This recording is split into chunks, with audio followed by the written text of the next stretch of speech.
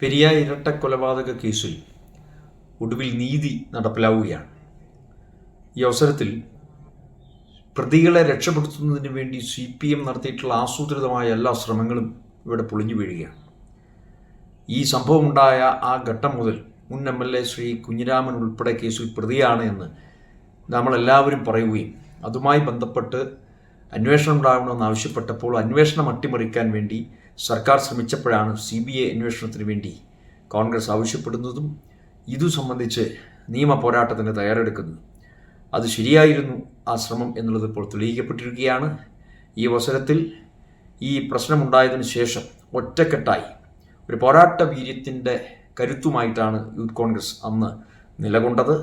സംസ്ഥാനത്തുടനീളം ഹർത്താൽ പ്രഖ്യാപിച്ചതിൻ്റെ പേരിൽ കേസെടുത്ത് യൂത്ത് കോൺഗ്രസ് പ്രവർത്തകരെ ഉൾപ്പെടെ സർക്കാർ വേട്ടയാടി. അനവധി ആളുകളെ ജയിലിലടച്ചു. പക്ഷേ ഈ അവസരത്തിൽ കേസ് തെളിയിക്കപ്പെടുന്ന ഒരു ഘട്ടത്തിൽ വളരെ ആശ്വാസകരമായ ഒരു സ്ഥിതിയാണ്. CPM അക്രമ പാർട്ടിയാണ് എന്ന് ഒരിക്കൽ കൂടി അടിവരയിട്ട് തെളിയിക്കപ്പെട്ടിരിക്കുന്നു. ഈ അവസരത്തിൽ ശരത് ലാലിൻ്റെയും കൃപേഷിൻ്റെയും മാതാപിതാക്കളെ പ്രത്യേകമായി സ്മരിക്കുകയാണ്. പ്രിയപ്പെട്ട സത്യനാരായണനെയും അതുപോലെ ശ്രീ കൃഷ്ണേട്ടനെയും എല്ലാം സ്മരിക്കുന്നു. അവരുടെ പോരാട്ട വീര്യം, ആത്മവീര്യം എന്നും കേരളം സ്മരിക്കും. ഇനിയൊരു രാഷ്ട്രീയ കൊലപാതകം CPM നടത്താതിരിക്കാൻ ഈ കേസിൻ്റെ വിധി കാരണമാകട്ടെ എന്നുകൂടി ഈ അവസരത്തിൽ പ്രത്യാശിക്കുകയാണ്.